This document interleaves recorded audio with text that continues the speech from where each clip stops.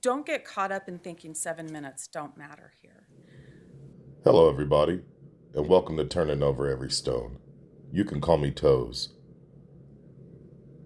My purpose of creating this video was to highlight the discrepancies and inconsistencies concerning 7 minutes. With this video here, I will show you 3 examples pertaining to the Moscow, Idaho4 Bryan Kohberger case, where they seem to just keep trying to hide and bury 7 minutes. Before I show my demonstration of time inconsistencies, I would like to read a section of an old article of an incident that happened in Moscow, Idaho in May of 2007. And it starts like this, where at 11:22 p.m., dispatchers in the sheriff's office came under fire, with bullets striking inside their office. Hamilton fired 102 rounds into the sheriff's office, the report said. Sheriff deputies and city police arrived, including New Bill and Officer Bill Shields, as they were crossing Adams Street. Hamilton opened fire on them, shooting 15 times. New Bill yelled, "Down," as he was hit in the chest by a round that penetrated his body armor. Shields retreated for cover while radioing that New Bill had been hit. Hamilton stood and said in a derogatory, mocking manner, "Officer down," the report said. Hamilton then went back inside the church and a few minutes later opened fire on University of Idaho Peter Hussman, who had heard the gunshots and rushed to the scene with a pistol. Hussman was hit 4 times and fell in the parking lot. He survived. Church caretaker Paul Bauer, who was sleeping in the building, got up to investigate the disturbance at 11:41 p.m. Bauer called 911 from a room near where Hamilton was shooting at Hussman. Hamilton walked across the room and fired 6 shots at Bauer, killing him while he was on the phone. My purpose of reading that article to you was to show that Moscow does have a practice of being detailed about their times that crimes occurred. 11:22 p.m., 11:41 p.m. Those are some pretty precise times, so I wonder why we're not getting it with this case. What time is it right now? Oh, it's fucking 2:06. Fuck. It feels like 2:20 now. I ended up snagging that footage from J for Justice's Grub Truck video on YouTube. You'll notice that he says it's 2:06 a.m. and the timestamp right here on her video will show it's 4 hours, 9 minutes, and 41 seconds into the video. So if you go ahead and subtract that, we'll be able to know the exact time that the girls left the grub truck, right? What time is it right now? Oh, it's fucking 2:06. Fuck. With this next video clip here, we'll be able to see the private driver pulling up at the timestamp of 3 hours, 51 minutes, and 26 seconds, which would be 1:49 a.m. Never used like a phone NFC Pay. I guess unless you count the...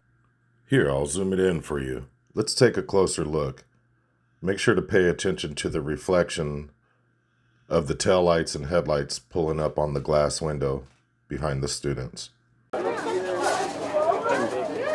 used like a phone NFC Pay. I guess unless you count the tap on the card.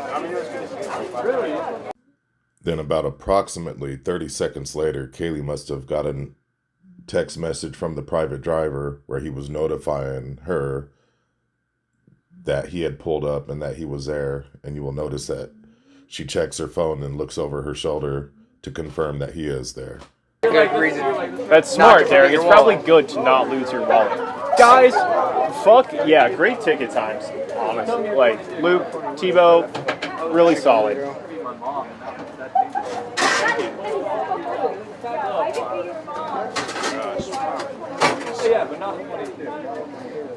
Love it. Very So, pleased. Joe, how All right, close are we back to in. you sitting down on Friday nights? I mean, that was a solid rush. It's a good thing that it ended, but This is Friday and Saturday in a row. They got you down round 1, so I'm liking it. And then at the timestamp of 3 hours, 54 minutes, and 51 seconds, you will see Maddie and Kaylee grab their food and head towards the private driver's vehicle, which, to my calculations, the time then would be at 1:52 approximately. Order 85. Thank you. And then finally, at the timestamp of 3 hours and 55 minutes and 15 seconds, you will notice that the private driver takes off at a time of approximately 1:53. And you will know this because you will see the taillights and the headlights disappear in the reflection of the light. Yes, you absolutely And can. then without the onion salsa. No salsa. And do you guys have sour cream or no? We do not. Okay, that's okay. Okay. And that's everything. Would you like chicken or pork to be the meat though? Chicken. Chicken. Got it. So we're doing. So with all that being said, why was it such a hassle for them to get the times correct? Why in so many syndicated newspaper articles, even still to this day, is it showing that they either left the grub truck at 1:45 or that they arrived home at 1:45, even though the majority of us know the truth to this day. But I'm just really trying to figure out why were they so inconsistent with time. 1:45 and them really leaving at 1:53. It's a discrepancy of about 7 to 8 minutes. Why? And then taking in consideration with the amount of time it would have taken for them to get home, I still don't believe that they got home at 1:56 because the maps clearly show that it takes either about 6 minutes or 5 minutes to get home. So if you add that to 1:53, the time that they left, say 5 minutes minimally, that puts them at getting home at about 1:58 a.m., in my opinion. What do you guys think? Don't get caught up in thinking 7 minutes don't matter here. The next here, I'm going to play a clip from the illustrious Ann Taylor in one of her most recent court hearings, where she is highlighting the importance of 7 minutes. And, very interestingly enough, she kind of hints that there must have been 2 white Elantras. One that they noticed at 2:44, and then Bryan Kohberger leaving his house at 2:42 a.m. So I'm just going to let this play, and then, we'll go from there. 2:42 a.m. that WSU cameras, because they start looking at WSU cameras after the IGG identification, they find a white car that they say is an Elantra at 2:42.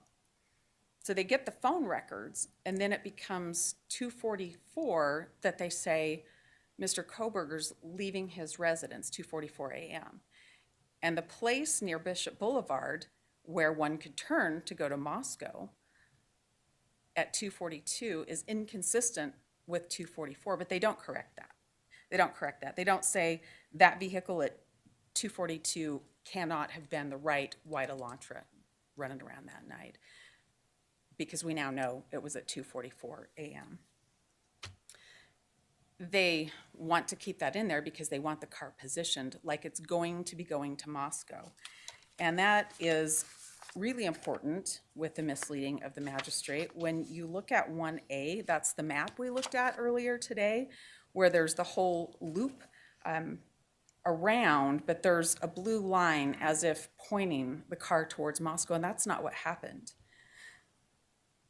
They then report the phone stops reporting to the network at 2:47 a.m., and that's not right. We submitted their cell experts report that say the phone stops reporting at 2:54 a.m. We submitted 2 affidavits to you from our experts who have worked with the call detail records, and that's just not right. Don't get caught up in thinking 7 minutes don't matter here. Don't get caught up in thinking 7 minutes don't matter here.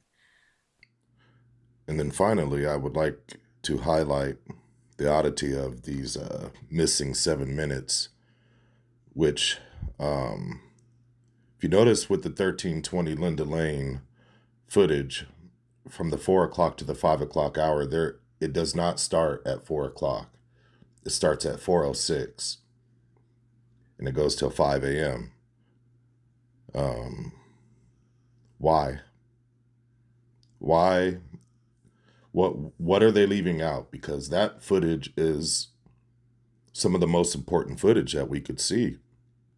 It would show the so-called DoorDash driver pulling up to the neighborhood. It would show maybe what color vehicle or what type of vehicle. So what is it that they're hiding there? I'll play another clip. It's from Uri Crime. It actually shows the DoorDash driver honking his horn when he pulls up at a little bit before 4 o'clock. But once again, my final question is, why is there 6 or 7 minutes missing from the 1320 Linda Lane footage? What are they hiding?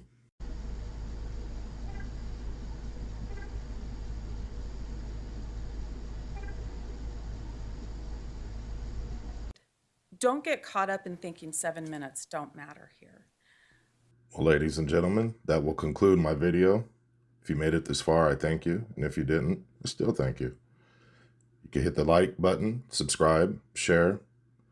And once again, thank you for tuning in to Turning Over Every Stone. And you can call me T.O.E.S.